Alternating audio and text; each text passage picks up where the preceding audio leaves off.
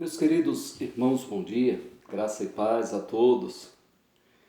Eu quero continuar comentando para vocês a carta do apóstolo Paulo aos Gálatas.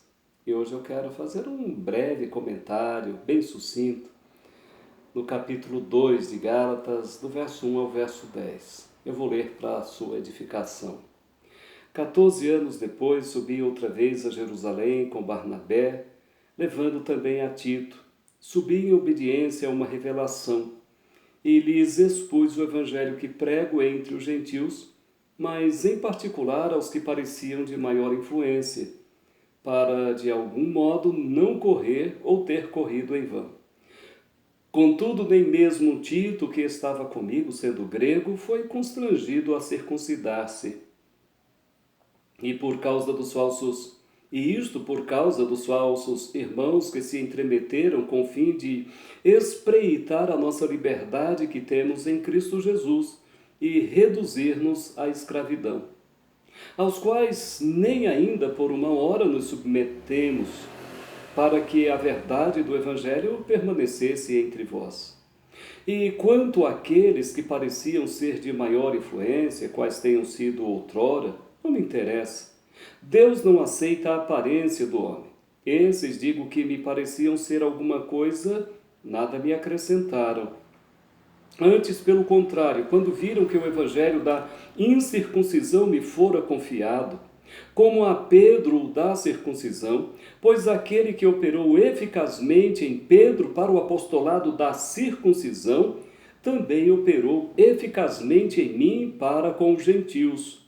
E quando conheceram a graça que me foi dada, Tiago, Cefas e João, que eram reputados colunas, me estenderam a mim e a Barnabé a destra de comunhão, a fim de que nós fôssemos para os gentios e eles para a circuncisão, recomendando-nos somente que nos lembrássemos dos pobres, o que também me esforcei por fazer. Está aqui um texto magnífico. Paulo está ainda defendendo o seu apostolado e o seu evangelho. E ele inicia dizendo que 14 anos depois subiu outra vez para Jerusalém. E desta ocasião ele leva dois colaboradores, dois companheiros, Barnabé, judeu, e Tito, grego.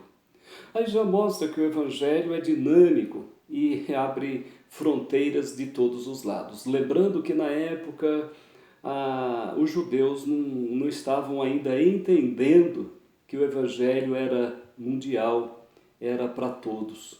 E esses dois companheiros de Paulo já estão mostrando esta grande verdade. A sua ida a Jerusalém não foi por planejamento próprio, porque quis, porque teve vontade. Ele diz, subi em obediência a uma revelação. E lhes expus o evangelho que prego entre os gentios. E ele continua dizendo, mas em particular para alguns de maior influência. Ele pensa, de algum modo não correr ou ter corrido em vão. Este evangelho que ele prega tem um valor extraordinário e ele não quer que seja desperdiçado. Nenhum momento, nenhum instante que este evangelho frutifique, floresça, prossiga. Meus queridos, que zelo tem o apóstolo Paulo na pregação do evangelho. O evangelho da graça, o evangelho que liberta, o evangelho que transforma vidas. E ele diz que é um evangelho libertador. Quando ele diz, olha, contudo, nem mesmo Tito, que estava comigo sendo grego, foi constrangido ou obrigado a circuncidar-se. E ele diz isso por causa dos falsos irmãos. Os inimigos do verdadeiro evangelho estavam lá rondando, espreitando, querendo achar alguma brecha, e tudo isso para causar alguma divisão ou mesmo tornar o evangelho escravizador ao invés de libertador. É o que Paulo diz em primeiro lugar. Depois ele diz que quando ele chega, ele não vai perguntar para os apóstolos se esse evangelho está certo ou se está errado. aquelas colunas da igreja primitiva, Pedro, Tiago, João, não acrescentaram nada. Não precisaram acrescentar nada ao evangelho que Paulo pregava. Pelo contrário, eles entenderam que a uns Deus deu ministério para pregar entre os gentios e a outros o ministério para pregar aos judeus. Há um reconhecimento mútuo e isso é importante demais, meus queridos. Em outras palavras, há lugar para todos os obreiros do Senhor, tanto para aqueles que pregam entre índios, entre pessoas na cidade, entre pessoas mais cultas, entre pessoas da periferia. O Evangelho está aí e ministérios para todos os obreiros, pregar a palavra, ensinar a palavra a todos os povos. E isso é o que nós precisamos entender. E Deus concede ministérios para todos, pregar o mesmo Evangelho a grupos diferentes. Isso é importante, é o que Paulo está aqui falando. E é muito importante a gente saber disso. Aqueles homens, Pedro, Tiago, João, estenderam as mãos para Paulo, dizendo, vamos lá, vamos continuar essa obra. Como há uma necessidade hoje de nós, pastores, pregadores, ensinadores do Evangelho, entendermos isso, que não somos inimigos uns dos outros, não somos rivais.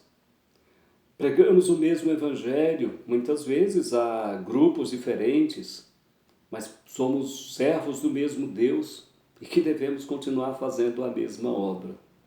O interessante é que os apóstolos não recomendaram outra coisa, não acrescentaram nada ao Evangelho, apenas Pedro, Tiago, João, aqueles que ministravam aos judeus, recomendou àqueles que estavam pregando aos gentios apenas que eles se lembrassem dos pobres, que não deixassem os pobres de lado.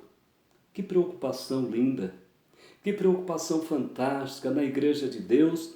Há pessoas que são abastadas, têm dinheiro, outras são paupérrimas, mas todas têm o mesmo valor diante de Deus e os apóstolos sabiam disso e gostariam, eles, Pedro, Tiago, João, eles gostariam que agora que o Evangelho estava sendo anunciado aos gentios, que os gentios, ao se converterem, que também suas viúvas, seus órfãos, as pessoas pobres fossem lembradas.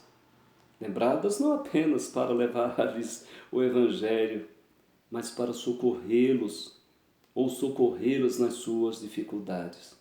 O Evangelho é libertador. O Evangelho é o mesmo pregado entre gentios e judeus, por pessoas com ministérios diferentes, mas servindo ao mesmo Deus. E é um Evangelho que não faz diferença entre ricos e pobres. É o Evangelho da graça de Deus. Tenha um bom dia e que Deus os abençoe. Amém.